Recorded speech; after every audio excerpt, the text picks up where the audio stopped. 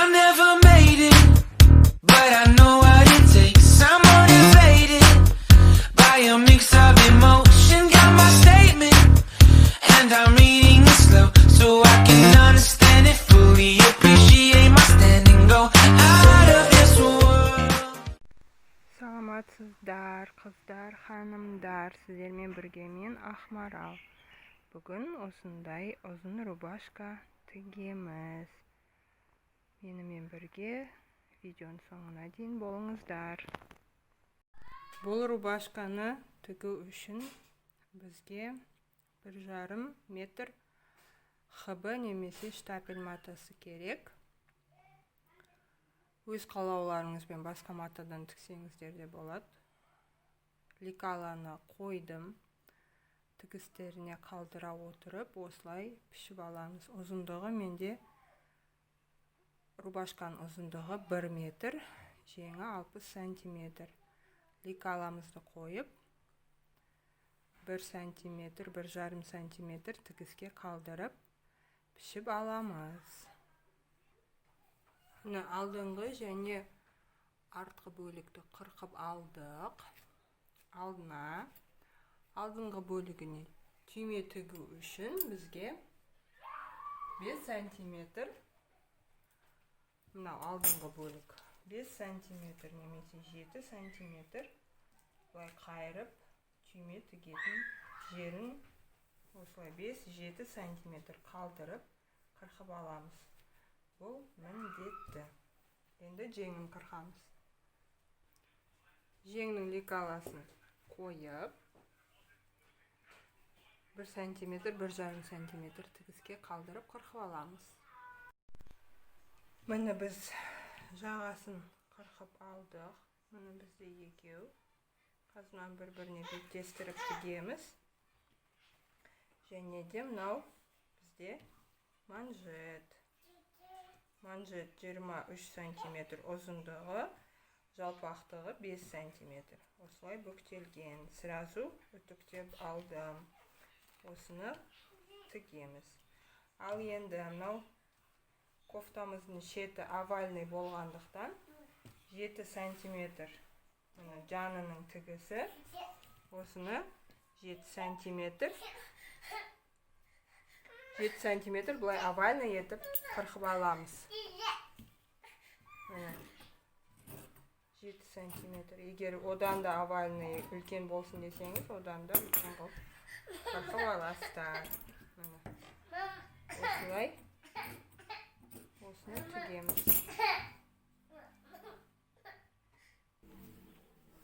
Ал енді тігуімізді бастаймыз. Алдымен алдыңғы бөлікті алып, түйме қадайтын жерін тігіп аламыз. Осылай 2,5 сантиметр етіп, мына жерінен строчка жүргіземіз. 0,1 строчка жүргізіп тігіп шығамыз. Міне осылай тігіп шықтық. Бұны дублерин немесе флизелин жапсырып тігуге де болады. Мен 2 рет қайырып тіккеннен кейін дублерин, флизелин жапсырмадым. Енді алдыңғы 2 выточкиін тігіп шығамыз. Мұны рассечка қойдым. Осы выточкиді осылай бүктеп 11 сантиметр белгілеймін. Стандарт 11 сантиметр болады выточкилардың. Кейбіреулер 9 жасайды. Мен 11 жасаймын. Мынау ара қашықтық 11. Осыны 2 выточкиді тігіп шығамыз. Міне выточкиін тіктім. Негізі әр тігісті үтіктеп отыру керек. Енді 2 иығын қосам. Алды мен артының иығын қосып аберлоктайм, бір-біріне беттестіріп, және жанын қосып аберлоктайм. Бірінші тігіп аламыз. Міне артқы бөлік. Артқы бөлікті қоямыз, оның үстіне алдыңғы бөлікті беттестіреміз. Инемен қыстырып аламыз. Міне екі шетінен инемен қыстырып, тігіп оберлоктаймыз. Және де мынау жанындағы тігісті инемен қыстырамыз, тігеміз және оберлоктаймыз. Міне иығын қосып тігіп оберлоктадық және мынау шеткі тігістерін қосып оберлоктадық. Енді жақсылап үтіктеу керек.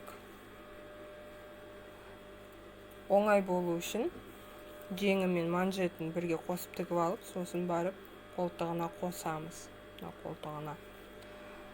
Және де оңай болу үшін мынау стойка воротнигімізді де тігіп алсақ болады. Қазір бірінші жеңді манжетіне қосып тігіп аламыз.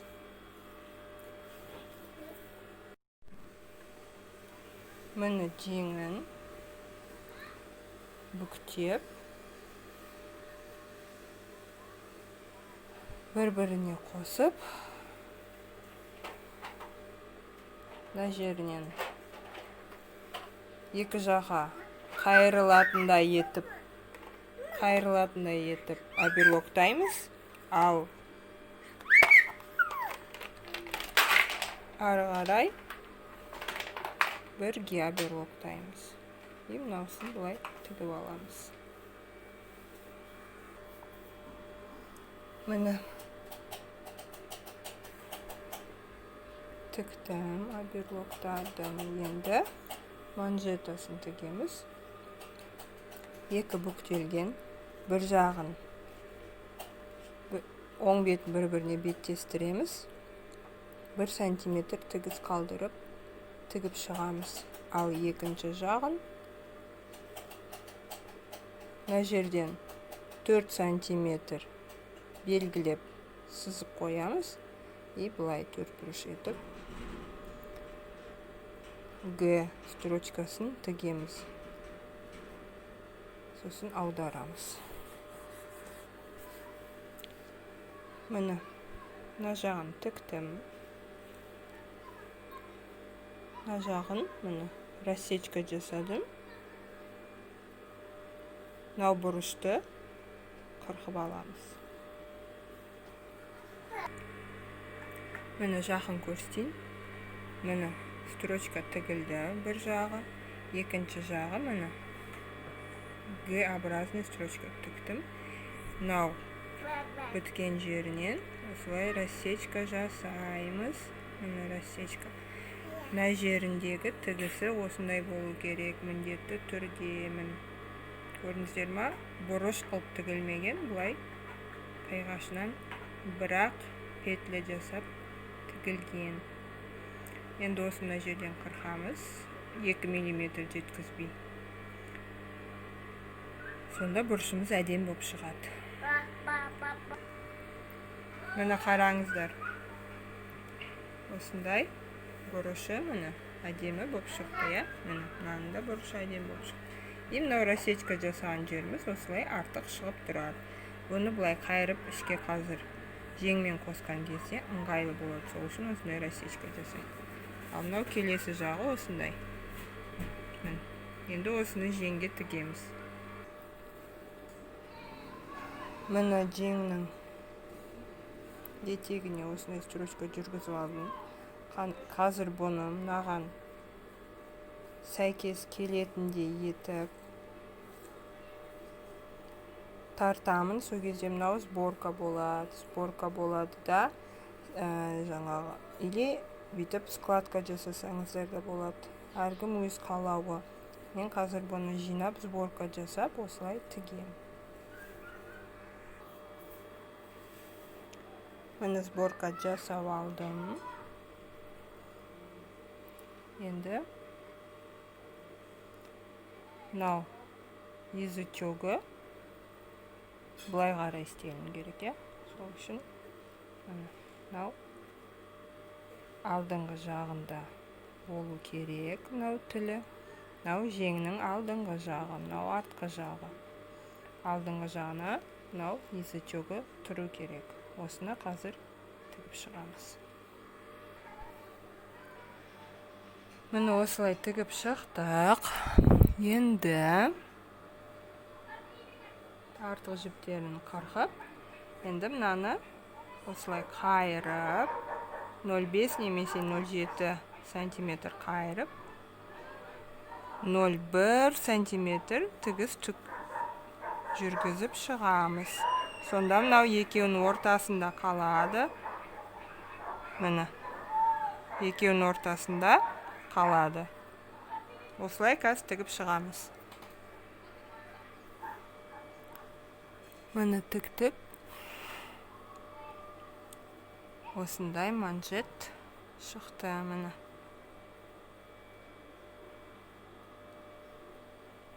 Екіншісінде дәл осылай тігіп шығамыз. Міне екі жеңнің манжетасын тіктік. Екеуі дайын болды. Енді жеңді қолтығына қосамыз. Мынау жеңнің жоғарғы жағын строчка жүргізіп алдым. Оны қазір кішкене сборка жасаймыз, қатты емес. Андай жеңге әдемі қону үшін қолтыққа. Және мынау көйлекті рубашканы киіп көресіздер. Мына жері егер иықтан түсіп тұрса 1 сантиметр қырқасыздар. Егер түспей нормальный болса, онда мынау жеңді тіге береміз. Қазір мынаны кішкене посадка жасайым. Кішкене сборкаға жинайым. Мынаған сәйкес келу керек. Міне менде кішкене бір 2 сантиметр артық. Сол 2 сантиметрді осы сборкаға жинайым. Міне осылай жинадым сборкаға. Міне кішкене ғана сборка болды. Біткен кезде жеңнің формасы шығады. Осыны енді осылай инемен қыстырып аламыз. Міне тігіп оберлоктаймыз. Міне екі жеңінде тігіп алдық. Енді артық жіптерін алып тастаймыз. Енді жағасын тігеміз. Жағасын стойка воротник қырқып алдық. Бір-біріне беттестіреміз. Бір-біріне беттестіріп 0,5 немесе 0,7 сантиметр етіп тігіске қалдырып тігіп шығамыз. Мынау жоғарғы жағын тігеміз. Одан кейін асты жағын рубашкаға қосып тігеміз. Міне тігіп алдық. Енді 2 миллиметр тігіске жеткізбей артан қырқып алып тастаймыз да аударамыз.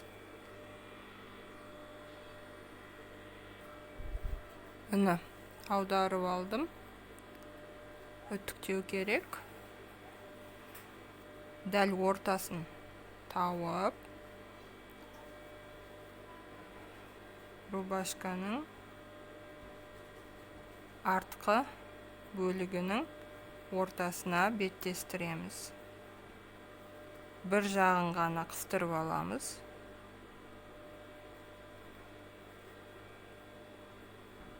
Бір сантиметр тігіспен осылай айналдыра тігіп шығамыз. Мына жағынан бастап, алдыңғы жағынан айналдыра келесі жағына дейін осылай айналдырып тігіп шығамыз.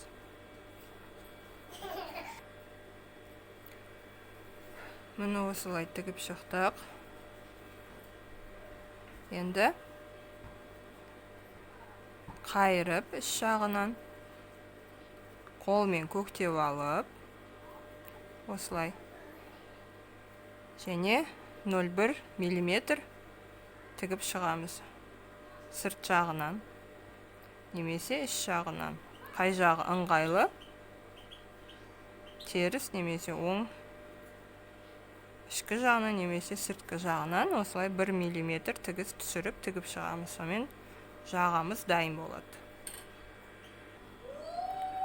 Міне осылай тігіп шықтық. Міне стойка воротнигіміз дайын. Енді етегін тігеміз. Етегін оберлоктадым. Енді 1 сантиметр қайырып тігіп шығамыз.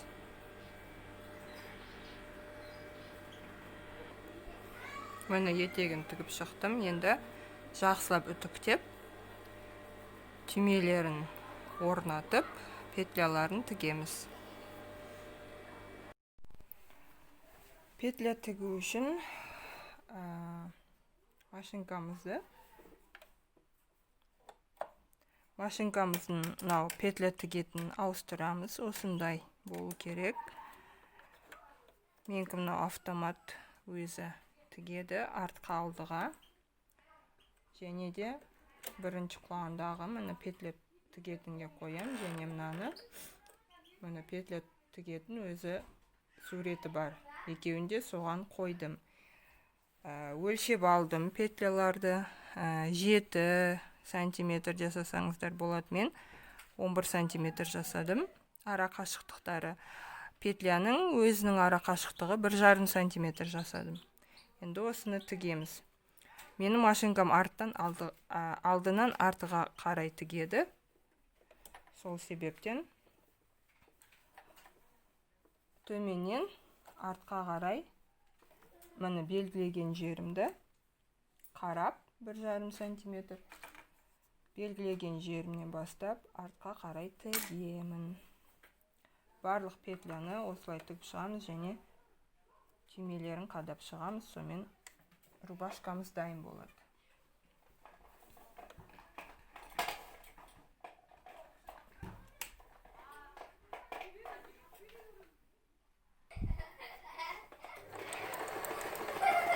Міне осылай автомат тігеді. Ал егер сіздің машинкаңыз бұндай жасайтын функциясы болмаса, майда зигзагқа қойып тіксеңіздер болады.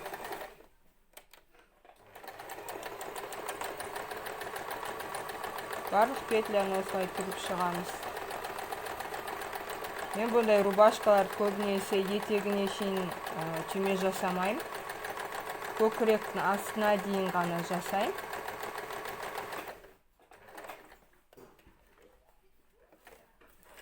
Көкіректің астына дейін ғана түйме жасайым да, ары қарай бір-біріне қосып тіге салам. Міне біздің петлямыз дайын. Осының қырқып, кішкене қырқып, келесі бетіне түймені тігіп, сонымен үтіктеп, рубашкамыз дайын болады. Міне қыздар, осымен рубашкамыз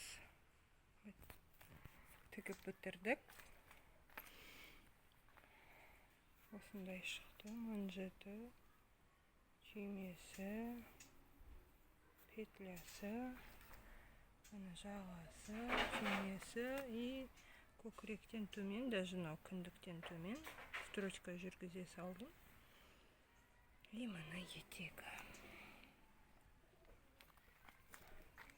Видео пайдалы болды деген үміттемін.